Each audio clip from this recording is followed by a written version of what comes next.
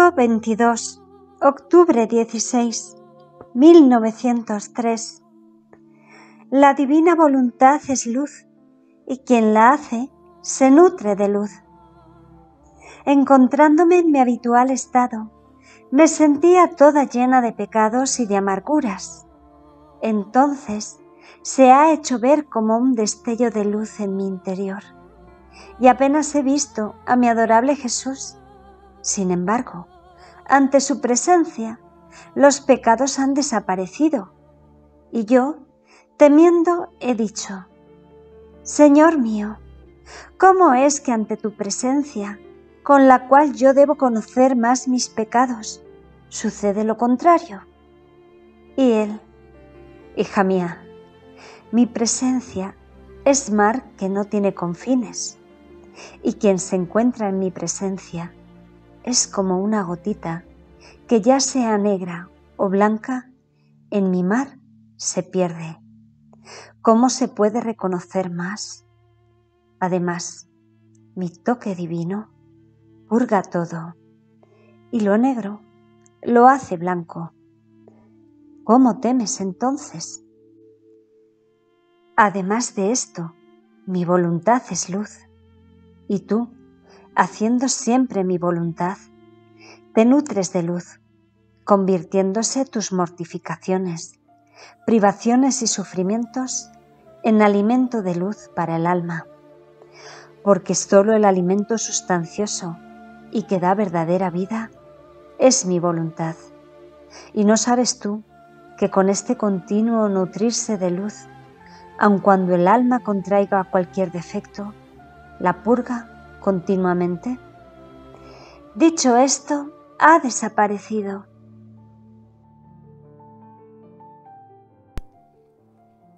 (5-23, octubre 18, 1903). El pecado es un acto opuesto de la voluntad humana a la divina.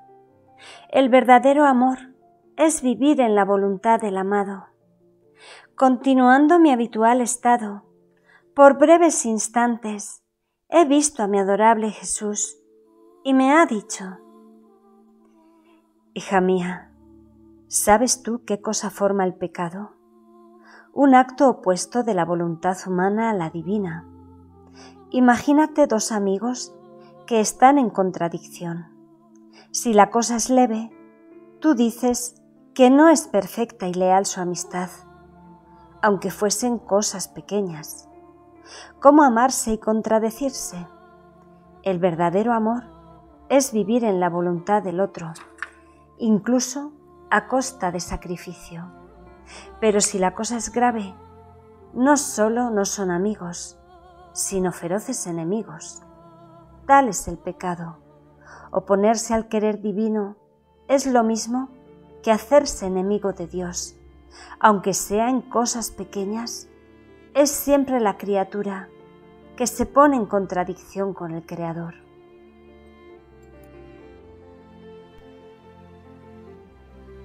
(5-24, octubre 24, 1903). Imagen de la Iglesia. Habiendo dicho al confesor mis temores de que no fuera voluntad de Dios mi estado, y que al menos, como prueba, quisiera tratar a esforzarme en salir y ver si lo conseguía o no, y el confesor, sin poner su acostumbrada dificultad, ha dicho: Está bien, mañana probarás. Entonces yo he quedado como si hubiera sido liberada de un peso enorme. Ahora, habiendo oído la Santa Misa y recibido la comunión, en cuanto he visto a mi adorable Jesús en mi interior, que me miraba fijamente, con las manos juntas, en acto de pedir piedad y ayuda. Y en ese momento me he encontrado fuera de mí misma, dentro de una estancia donde estaba una mujer majestuosa y venerable, pero gravemente enferma, dentro de un lecho con la cabecera tan alta que casi tocaba el techo, y yo era obligada a estar encima de esta cabecera en brazos de un sacerdote para tenerla firme y mirar a la pobre enferma. Entonces yo, mientras estaba en esta posición, veía unos pocos religiosos que rodeaban y daban cuidados a la paciente y con profunda amargura decían entre ellos: «Está mal, está mal. No se necesita otra cosa que una pequeña sacudida». Y yo pensaba en tener firme la cabecera del lecho por temor de que moviéndose el lecho pudiese morir. Pero viendo que la cosa iba para largo y casi fastidiándome del mismo ocio, decía aquel que me tenía: «Por caridad, bájame. No estoy haciendo ningún bien, ni dando ninguna ayuda. ¿En qué aprovecha el estarme así inútil? Si bajo al menos puedo servirla, ayudarla». Y aquel: «¿No has oído que aun con una pequeña sacudida puede empeorar y sucederle cosas tristísimas? Así que si tú desciendes, no habiendo quien mantenga firme el lecho, puede incluso morir». Y yo: «Pero puede ser posible que haciendo solo esto le pueda venir este bien. Yo no lo creo. Por piedad, bájame». Entonces, después de haber repetido varias veces estas palabras, me ha bajado al piso y yo sola, sin que ninguno me detuviera, me he acercado a la enferma y con sorpresa y dolor veía que el lecho se movía. A aquellos movimientos se le ponía lívida la cara, temblaba, aparecía el estertor de la agonía. Aquellos pocos religiosos lloraban y decían: «No hay más tiempo, está ya en los momentos extremos». Después entraban personas enemigas, soldados, capitanes para golpear a la enferma, y aquella mujer moribunda se ha levantado con intrepidez y majestad para ser llagada y golpeada. Yo, al ver esto, temblaba como una caña y decía entre mí: «He sido yo la causa, yo he dado el empujón para que sucediera tanto mal». Y comprendía que aquella mujer representaba a la Iglesia enferma en sus miembros, con tantos otros significados que me parece inútil explicar, porque se comprende leyendo lo que he escrito. Entonces me he encontrado en mí misma y Jesús, en mi interior, ha dicho: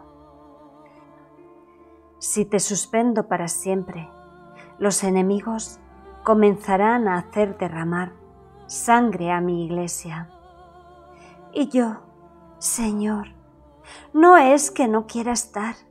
El cielo me guarde que yo me aleje de tu voluntad, aun por un abrir y cerrar de ojos.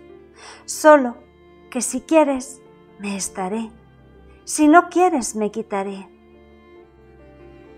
Y él: «Hija mía, apenas el confesor te ha liberado, esto es cuando te dijo: «Está bien, mañana probamos», el nudo de víctima se ha soltado, porque solo el adorno de la obediencia es lo que constituye la víctima, y jamás la aceptaría por tal sin este adorno, aun a costa, si fuese necesario, de hacer un milagro de mi omnipotencia para dar luz a quien dirige, para hacer dar esta obediencia. Yo sufrí voluntariamente, pero ¿quién me constituyó víctima? Fue la obediencia a mi amado Padre, que quiso adornar todas mis obras, desde la más grande hasta la más pequeña, con el adorno honorífico de la obediencia. Más tarde, encontrándome en mí misma, sentía temor de tratar de salir, pero después me las arreglaba diciendo: Debía pensar quién me ha dado la obediencia y además, si el Señor lo quiere, yo estoy dispuesta.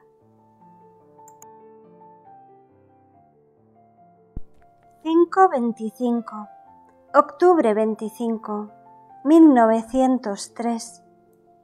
El alma, en gracia, enamora a Dios. Llegando la hora de mi habitual estado, pensaba entre mí que si el Señor no venía, debía intentar esforzarme al menos para ver si lo lograba. Entonces, primero resultaba, pero después ha venido mi adorable Jesús y me hacía ver que cuando yo pensaba en estarme, Él se acercaba y me encadenaba así, de modo que yo no podía, pero cuando pensaba en quitarme, Él se alejaba y me dejaba libre, de modo que podía hacerlo, así que no me sabía decidir y decía entre mí, ¿cómo quisiera ver al confesor para preguntarle qué cosa debo hacer? Entonces, poco después, he visto al confesor junto con nuestro Señor, y rápido he dicho, dime, ¿debo estar sí o no? Y mientras esto decía, veía en el interior del confesor que había retirado la obediencia que me había dado el día anterior. Entonces me decidí a estarme pensando entre mí que si fuera verdad que había retirado la obediencia, estaba bien. Pero si era mi fantasía que esto veía, mientras podía ser falso, cuando el confesor viniera, entonces se pensaría, pudiendo probar otro día, y así me he tranquilizado. Después, continuando a hacerse ver, el bendito Jesús me ha dicho, hija mía, la belleza del alma en gracia es tanta de enamorar al mismo Dios. Los ángeles y los santos quedan asombrados al ver este prodigioso portento de un alma aún terrenal poseída por la gracia. Ante la fragancia del olor celestial, le corren en torno y con sumo placer encuentran en ella a aquel mismo Jesús que los beatifica en el cielo, de modo que para ellos es indiferente tanto estar arriba en el cielo como acá abajo junto a esa alma. Pero ¿quién mantiene y conserva este portento, dándole continuamente nuevas tintas de belleza al alma que vive en mi voluntad? ¿Quién quita cualquier herrumbre e imperfección y le suministra el conocimiento del objeto que posee? Mi voluntad. ¿Quién consolida, establece y la hace quedar confirmada en la gracia? Mi voluntad. El vivir en mi querer es todo el punto de la santidad y da continuo crecimiento de gracia. Pero quien un día hace mi voluntad y otro la suya, jamás quedará confirmado en la gracia. No hace otra cosa que crecer y decrecer. Y esto, cuánto mal acarrea al alma, de cuánta alegría priva a Dios y a sí misma. Es imagen de quien hoy es rica y mañana pobre. No quedará confirmada ni en la riqueza ni en la pobreza. Por lo tanto, no se puede saber dónde irá a terminar. Dicho esto, ha desaparecido, y poco después ha venido el confesor, y habiendo dicho lo que he escrito, me ha asegurado que verdaderamente había retirado la obediencia que me había dado. Para obedecer al confesor, regreso a decir los otros significados que comprendí el día 24 del corriente. La mujer representa a la Iglesia que, estando enferma, no en sí misma, sino en sus miembros, y si bien abatida y ultrajada por los enemigos, y enferma en sus mismos miembros, jamás pierde su majestad y veneración. De la cama donde se encontraba, comprendía que la Iglesia, mientras parece oprimida, enferma e impedida, también reposa con un reposo perpetuo y eterno, y con paz y seguridad en el seno paterno de Dios, como un niño en el seno de su propia madre. El respaldo del lecho que tocaba el techo, comprendía que era la protección divina que asiste siempre a la Iglesia y que todo lo que ella contiene, todo ha venido del cielo. Sacramentos, doctrina y todo lo demás, todo es celestial, santo y puro, de modo que entre el cielo y la Iglesia hay continua comunicación, jamás interrumpida. En los pocos religiosos que prestaban cuidados, asistencia a la mujer, comprendía que pocos son aquellos que a capa y espada defienden a la Iglesia, teniendo como propios los males que recibe. La recámara donde estaba, compuesta de piedras, representaba la solidez y firmeza, y también la dureza de la Iglesia, para no ceder a ningún derecho que le pertenece. La mujer moribunda, que con intrepidez y coraje se hace golpear por los enemigos, representaba a la Iglesia, que mientras parece que muere, entonces resurge más intrépida. ¿Pero cómo? Con los sufrimientos y el derramamiento de sangre, verdadero espíritu de la Iglesia, siempre pronta a las mortificaciones, como lo estuvo Jesucristo.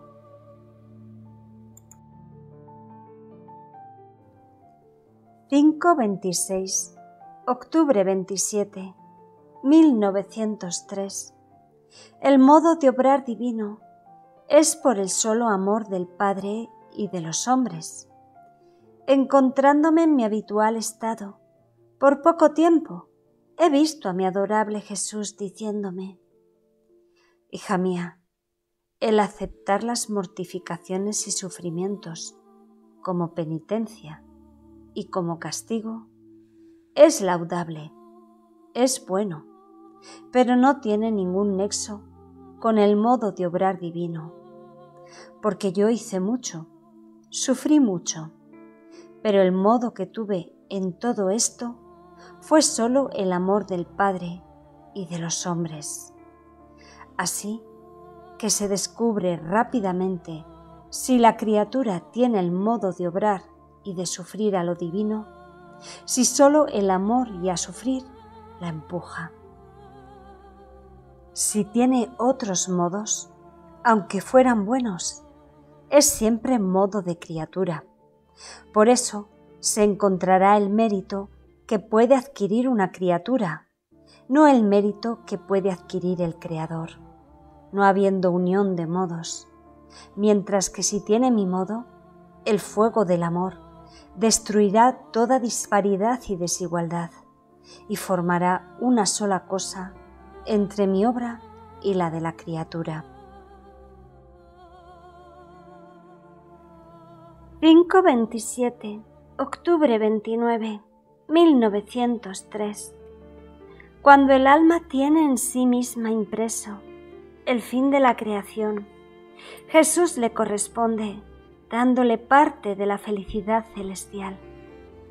Esta mañana, mi adorable Jesús se hacía ver en mi interior, como si se hubiese encarnado en mi misma persona, y mirándome ha dicho: hija mía, cuando veo en el alma impreso el carácter del fin de mi creación, sintiéndome satisfecho de ella, porque veo cumplida muy bien la obra creada por mí, me siento en deber, esto es, no deber, ha agregado rápidamente, porque en mí no hay deberes, sino que mi deber es un amor más intenso de corresponderla, anticipando para ella parte de la felicidad celestial, esto es, manifestando a su inteligencia el conocimiento de mi divinidad, y atrayéndola con el alimento de las verdades eternas.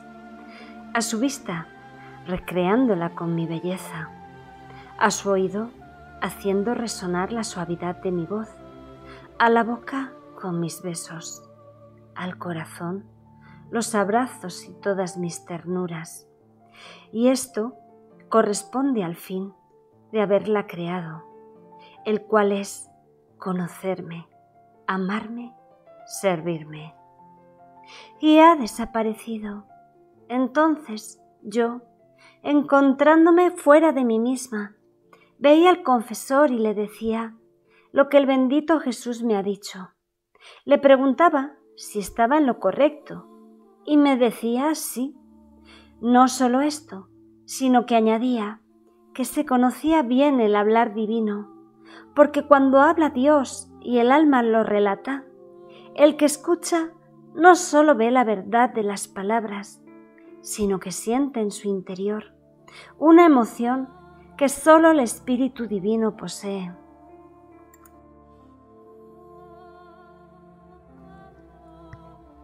«5:28, octubre 30, 1903. Enseñanzas sobre la paz. Esta mañana, no viniendo mi adorable Jesús, estaba pensando en mi interior. ¿Quién sabe si fuera verdad que era nuestro Señor el que venía, o más bien el enemigo para engañarme? ¿Cómo Jesucristo debía dejarme tan feamente, sin ninguna piedad? Ahora, mientras esto pensaba, por pocos instantes se ha hecho ver, levantando su diestra y oprimiéndome la boca con el pulgar, me ha dicho: «Calla, calla».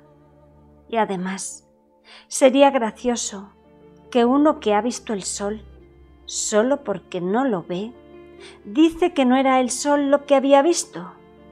¿No sería más verdadero y razonable si dijera que el sol se ha escondido y ha desaparecido? Pero aunque no lo veía, sentía que con sus manos me iba tocando toda y frotando la boca, la mente y demás cosas, y me dejaba toda luminosa. Y como no lo veía, la mente seguía dudando, y él, haciéndose ver de nuevo, ha agregado: ¿todavía no quieres terminar con esto? Tú quieres hacer desaparecer mi obra en ti, porque dudando no estás en paz. Y siendo yo fuente de paz, no viéndote en paz, harás dudar a quien te guía, que no es el Rey de la paz el que habita en ti. Ah, no quieres estar atenta. Es verdad que yo hago todo en el alma, de modo que sin mí no haría nada. Pero es también verdad que dejo siempre un hilo de voluntad al alma, para que también ella pueda decidir. Todo lo hago por mi propia voluntad.